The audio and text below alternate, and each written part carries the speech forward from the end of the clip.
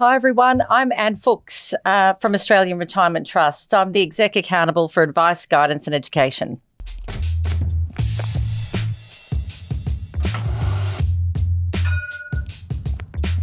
Hi, I'm Owen from Rask Australia. Thanks for tuning in to the Rask Network. Before we get into today's show, there are a few things we have to go over. Firstly, what you're about to hear and see is limited to general information only. It's not personal financial advice like you get from a financial planner. Also, it's important to remember that past performance is not indicative of future performance. That means that anything that's happened in the past, or we say today, is not necessarily going to reflect what happens in the future. Lastly, please consider that any of the guests or myself are featuring on this program may have a financial interest in some of the products or shares mentioned.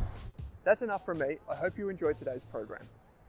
And welcome onto the Australian Finance Podcast today. Thank you, Kate. It's wonderful to be here. Now, I heard you had a pretty big night last night. Well, this is true. I did have a long black and a bacon and egg roll this morning.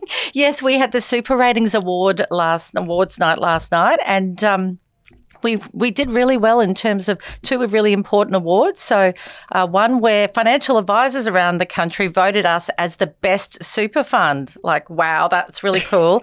And I'm also a bit proud but equally embarrassed because I got the Industry Thought Leader Award. So, that was the reason for the celebration after the awards night. Congratulations. So you're a pretty big deal in the world of superannuation. Can you give us a rundown on what your job actually is? So I'm not a big deal, except to my dog, Larry. He thinks I'm a big deal. Beautiful German Shorthair Pointer. No, I'm the executive accountable for advice, guidance and education at Australian Retirement Trust. And we've got 2.3 million members, and they're everywhere from Cape York down to Tassie, over to WA, like literally such a diverse group of members across all sectors and industries. So it's such an honour and privilege to get education, guidance and advice so that they can make really good decisions about their retirement savings. That is a lot of Australians you're looking after. It is a lot of Australians, but this is the cool thing about super. Super really democratised wealth. It's 31 years old this year, and all of these,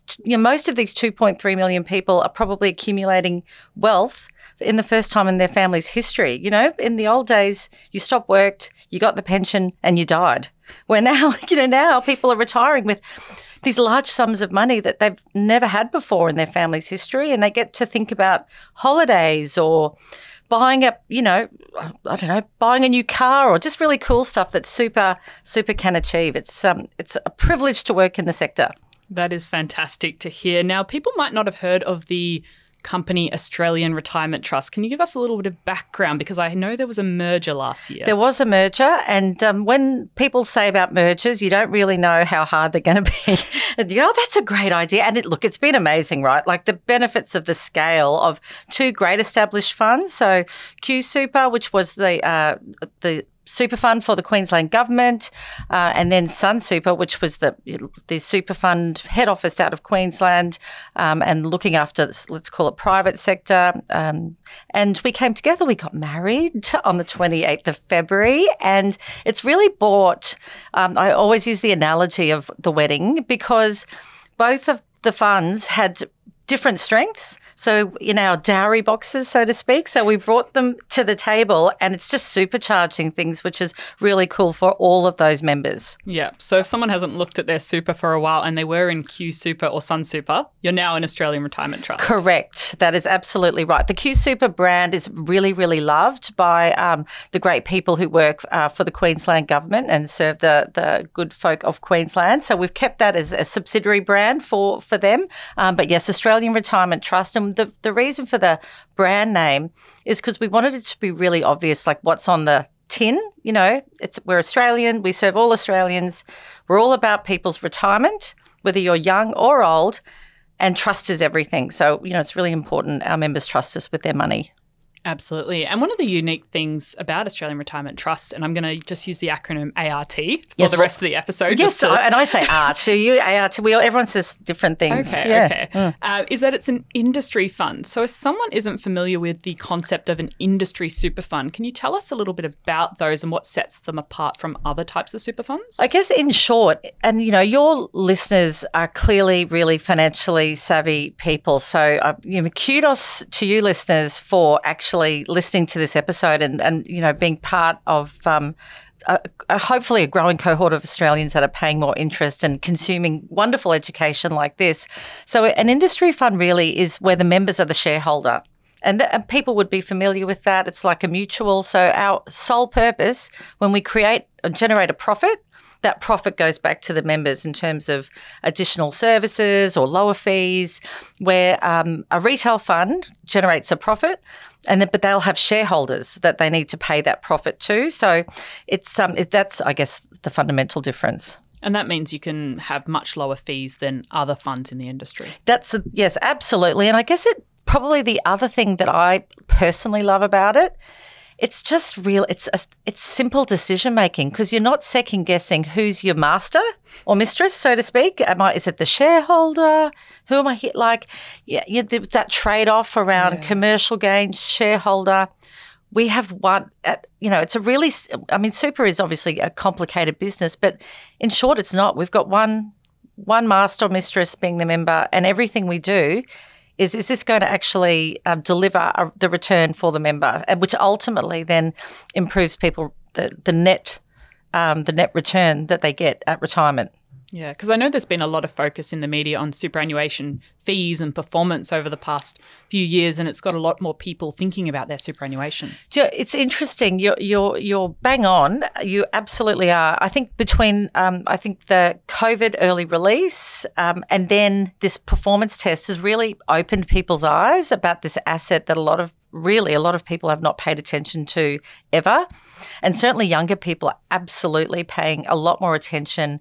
I mean, we had some stats recently, and finding super, what is super, is really starting to pop up in Google searches, which is fantastic. Do you think COVID and getting that super release was sort of triggered something in people to have a look? Yeah, well, obviously it was a really tough time. There are probably only two good things that came from that whole experience: flexibility with work and people paying attention to their super. I mean, I want to call out, and many of your listeners might have actually pulled some of that money out because they needed to, or they wanted to do something else with it, or they know someone that did.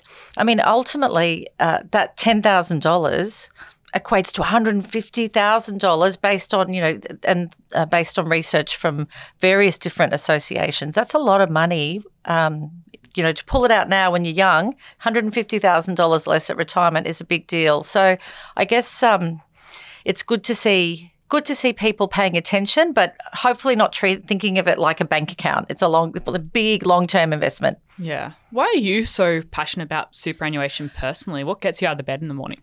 So I am a bit of a weirdo in the sense that I've always loved super since I was 16. 16? Yeah. Wow. I just remember watching, because I was in grade 12, so I'm showing my age here, when superannuation guarantee came into law. And I loved that democratisation of wealth and the ability for all Australians to actually own shares and be investors and generate wealth. I thought that the social purpose associated with that was really cool, because normally just investing was for the purview of the high net worth and the affluent. And I'm a bit of a bleeding heart, I guess. And so I just loved, that element of the way it gives a hand up for all working Australians. What is the power of making a few small changes with our super early on? Because we often think that super is something that we can sort out when we get closer to retirement, when we're a proper adult. Yeah. So, okay, sunscreen is my analogy. So bear with me. You're like, what is she I'm not talking about sunscreen. Why is she talking about sunscreen? So sunscreen. So remember, you're definitely too young, but maybe your aunties or uncles or parents, like in the old days, people didn't put on sunscreen. They didn't pay attention. Yeah. Yeah, that's what my mum told me. Yeah, when she was a kid, it wasn't a thing. Yeah, and so then in the 80s, all of these people had skin cancer and they had melanomas, and it was too late. Like, there was nothing that could be done. And so then the slip, slop, slap campaign happened so that young people put on sunscreen. I'm getting to super, I promise. So the analogy it's the same analogy, is paying attention earlier. It's too late to do it when you're about to retire. And if you do it early, $240,000, man, $240,000, extra money in retirement. If you do something on your account, engage with it, download the app, look at what you're invested in. Does it fit your risk profile?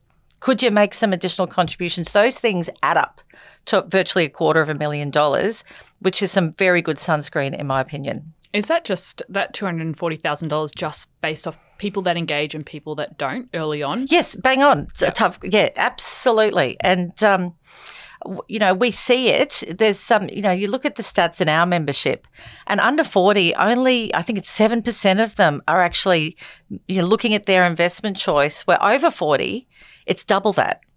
Now, you know what that's saying? That that's let's call it a decade of not wearing sunscreen. Yeah.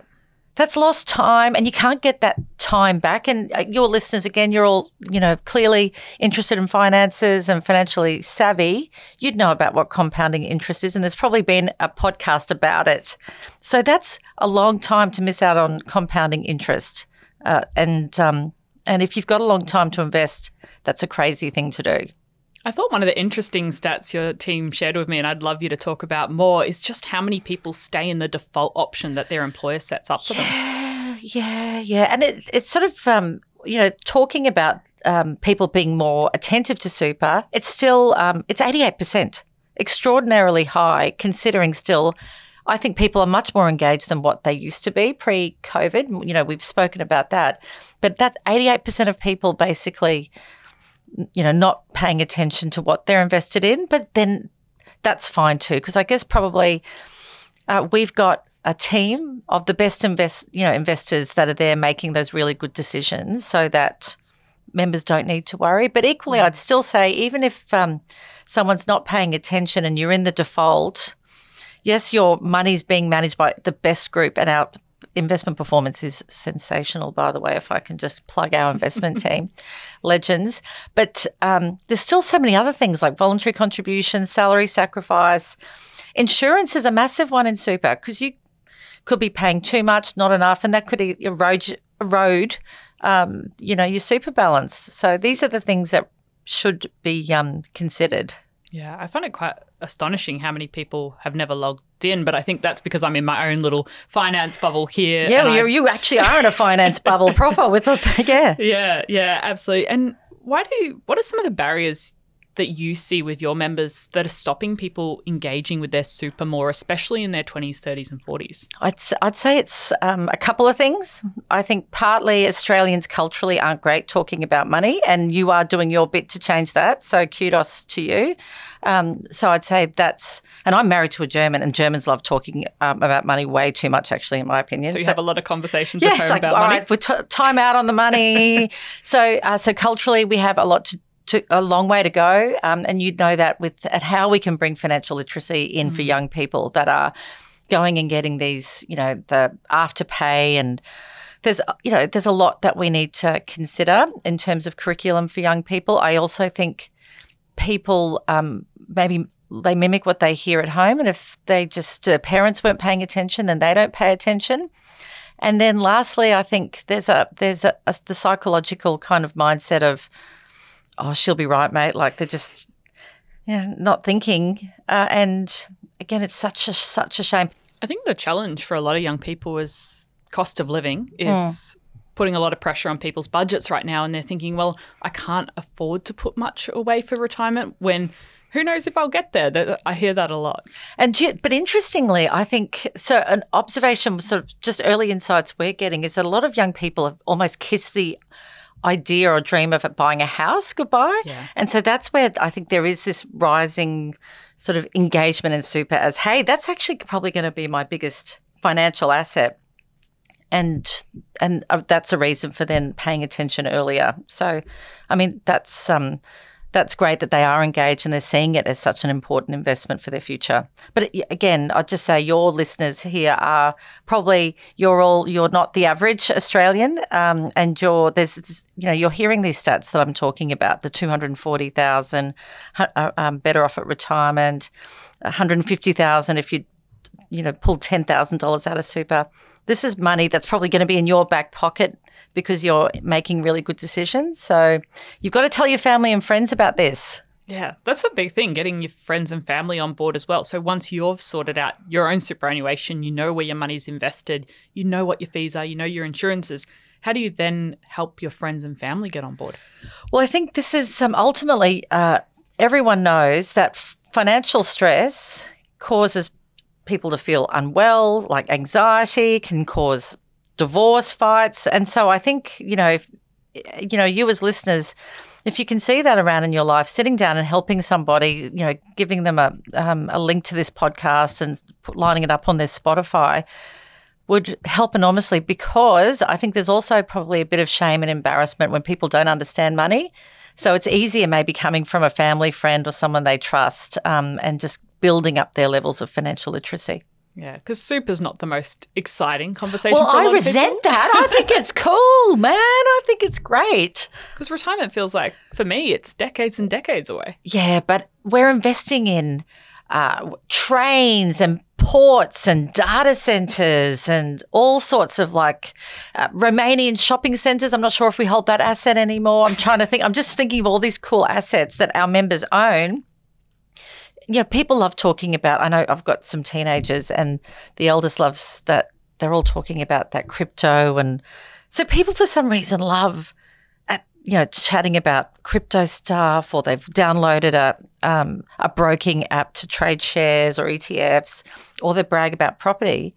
But actually, superannuation, we've got $260 billion, $260 billion of everyone's 2.3 million members' money investing in really big ticket things that are keeping this world running, turning on the gas in Poland, the lights on in Finland. There's all of these. That's that to me is really interesting and exciting. So I would say, listeners, look at what your investment guide is in your super fund and start getting a feel for some of the interesting assets your super fund owns, because there's some really cool stock stories or, different private market, type of investments that are just fascinating and cool. And it gives you a real sense of ownership in this thing that seems like a lifetime away.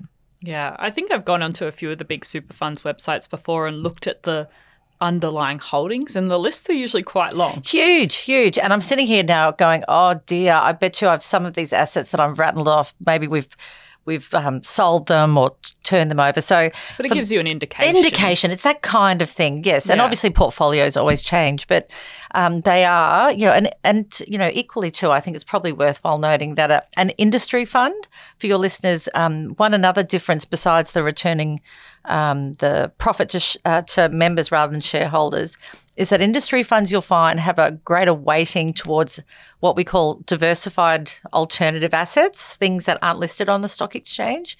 And they are really, really powerful just in terms of diversifying, when there's some volatility in the market, and they generate great income. They're great long-term investments, and you wouldn't have access to these types of investments any other way. Yeah, and they're things that you wouldn't normally find in your typical ETF.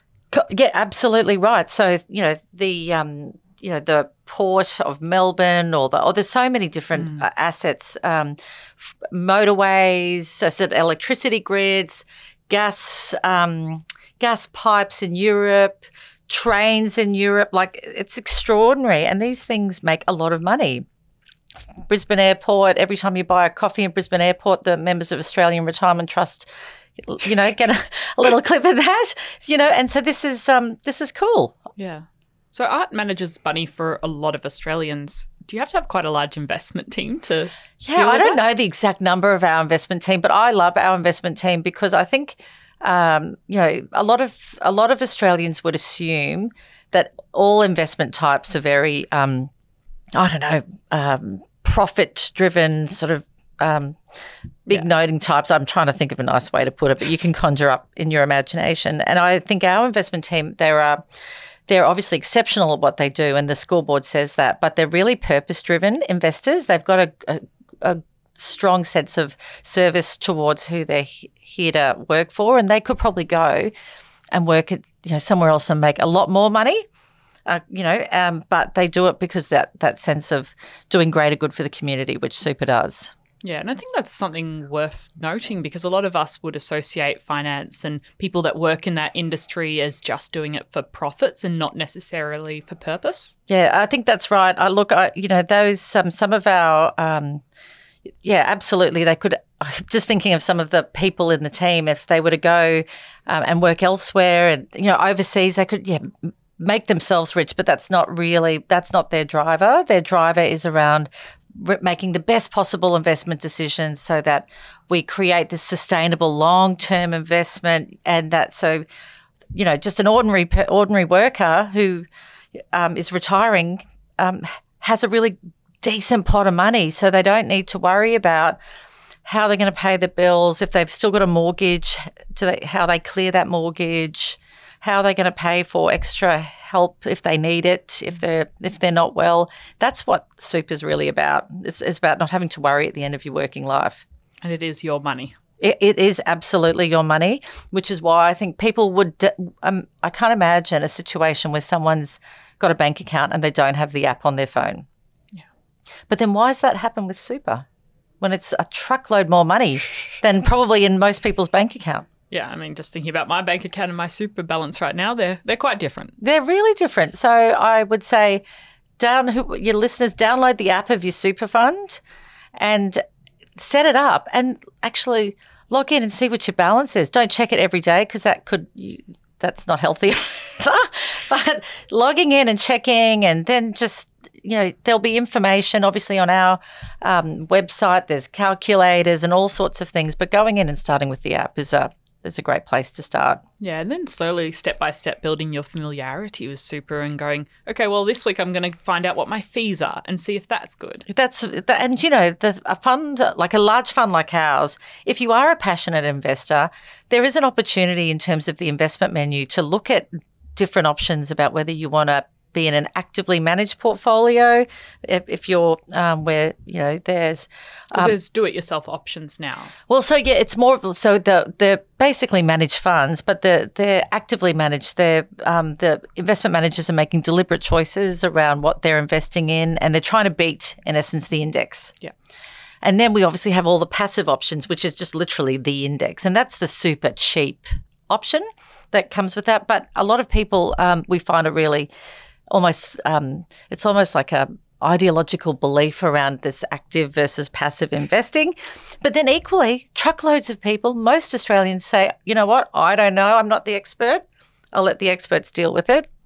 And they're in safe hands. Yeah. So that's another good thing. So if anyone's new to the idea of superannuation, you have a lot more choice than you might realise even within your existing super provider. So you don't necessarily have to change super funds to change what you're invested in. Correct. And I think certainly looking at and understanding your time frame for investing, I would, obviously I'm biased as the person accountable at Art for Advice, but I think doing a lot of education and I'd say getting some personal advice either digitally or through going to your super fund before you go and make a switch because you want to make sure it's the right one. As someone who's dealing with advice for members of ART, typically to date, there hasn't been much information out there for people to access about superannuation. Do you think super funds have a responsibility to educate their members about super? You bet we do. I mean, probably worthwhile explaining that we have been quite constrained from a legislative point of view to a degree because we are governed by the sole purpose test, which basically means we're only allowed to spend members' money on things relating to the fund. And it's really hard at times because people want education, particularly younger, sub 40, about do I pay off my credit card or put the money into super? Do I buy a house? Like, how do I manage my cash flows and stop spending so much at Mecca and put some more into my super? And we've been quite constrained around being able to do that more broader education because superannuation isn't in a bubble. It fits into everyone else, into a person's broader financial position. So we've been doing some advocacy in Canberra with the government, with Australian Super actually. We've come together as Australia's two biggest funds to say, hey, Minister Jones, we think that there's some changes need to happen because super funds have a really important role to play to educate Australians so more Australians are retiring with a nest egg that provides them that security. And, we've got, the capability to do that with scale. Yeah, and surely there's the argument that education in your 20s, 30s and 40s is going to have a meaningful difference on what you have at retirement. Sunscreen. It's all about the sunscreen early. It should get in early. So, and again, I think this is why I'm just telling my kids and they're telling them to tell their kids, and when they're doing economics at school, and just to tell everyone, I love just giving them a story about something that we're investing in. And so bringing it to life for them so they stop talking about crypto and start seeing their little, when they get their first job at, the local coffee shop or whatever, and they get their art account, because laws have just changed. So superannuation has to be paid now. It used to be a $450 per month threshold, but that's gone. So from $1, people are getting superannuation.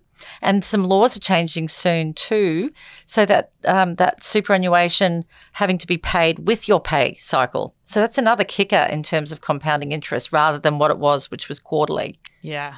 Yeah, and people miss out on having their money invested for more time when it's quarterly, or some employers are a bit slow and it's suddenly half yearly. Yes, I don't know when that changes from a legislative point of view, but certainly it's absolutely being in consultation with the government at the moment, and it is a big deal, and it will ultimately improve people's retirement savings. I know another thing you're quite passionate about is the quality of advice review working in this space. Are you able to give us a little bit of background to what that was and how it might impact our future when it comes to superannuation? Yeah, okay. So I think probably, Kate, the short answer is that over the last 10 years, advice, and your listeners will have seen the Royal Commission, and yeah, that was big news stories for a while. That were big news stories. It was pretty intense. And prior to the Royal Commission, there was the Future of Financial Advice. There's been basically just years and layers of legislative change and compliance to try and fix things. Exactly. But it's all been kind of on top of each other and probably not solving for the bigger strategic problems. And all it's really done is just add a lot of compliance, contradictory kind of, almost obligations at times, and cost. So I always say, if you're rich, and you're rich, so if you get financial advice, awesome, you're going to be even richer. Yeah. But I guess my motive is, which is more speaks to my values, is about I want to see advice being given to people who have got a nest egg that or money that they would never have had before, and so they make really good decisions. And that's where quality of advice review comes in, because we're advocating for significant change to really reduce the cost of advice, but keep consumers safe. That's really, really important. And we think that also super funds have a big role to play in terms of the solving for that accessibility and affordability. Does that mean in the future we might be able to get advice more easily through our super fund? What I'd say you can absolutely, you can get advice easily now if it's just about your account. Yeah. What we're, advocating for is that when you get to retirement, which is a long way off for you and a bit, just probably closer than I'd like to think about, it's being able to help somebody, because if they want to have an income in retirement, how does that fit in with what your Centrelink entitlements might be, like age pension? And we can't do that stuff at the moment. So we say to a member, yes, you can earn $40,000 income. We can make it last 20 years. But you need to go and sort out, we can't help you with the Centrelink stuff. That's not a great member experience. It makes it hard. It creates a barrier. Then people, maybe the shutters go down and go, I hate dealing with money, and then they don't do anything. So we are advocating to be able to just provide more of that holistic retirement advice so that more people, use that money as an income stream rather than just rolling it in the bank and, or blowing it, really, in short. Do you think we're likely to see any changes come through from this advice review? I'm optimistic. That's good. I'm optimistic, yes. The Minister has a big vision, which I think, again, comes down to that the reality that Australians getting older. Super's 31 years old. There's people retiring with these big pots of money they've never seen before in their family's history, and financial literacy is really low. So people need to go somewhere to work out what to do. Do they pay off their mortgage? how long does the money need to last? How does that, interact in with other assets I might have? So he's very committed, it seems, to solving it. Very optimistic that next year is a big year of change being announced for the advice profession.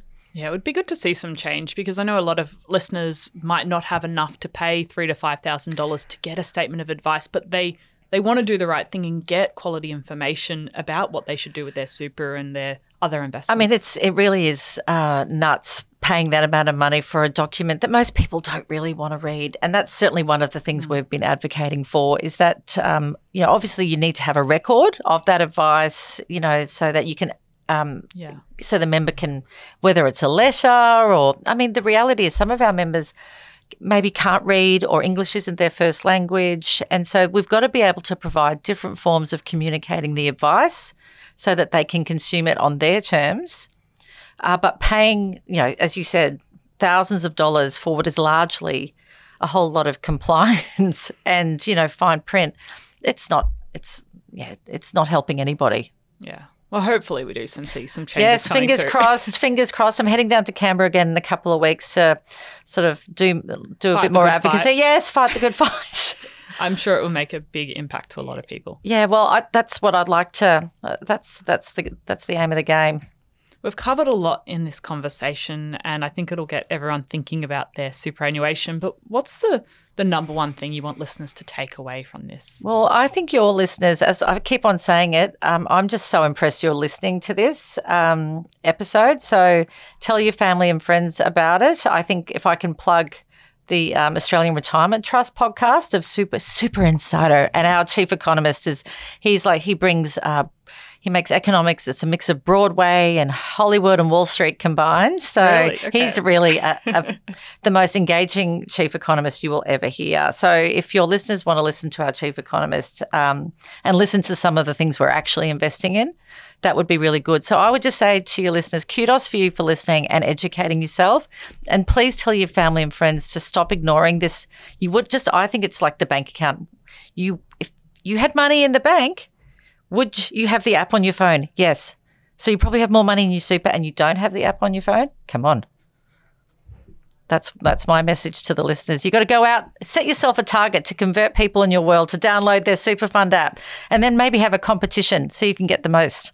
The first step of being engaged, downloading the app. Yes, download the app, find out what you're invested in. Yeah. Wonderful. Well, Anne, thank you so much for joining me on the Finance Podcast today. It's been really fun. Thank you for having me. And yes, well, hopefully you'll have me back or maybe our chief economist or somebody. Oh, spice it up. Yeah, sounds good. Okay. Wonderful. Well, I'll link to everything in the show notes from today's conversation, and you can also access all of our free resources on Super as well. So thank you for listening, everyone.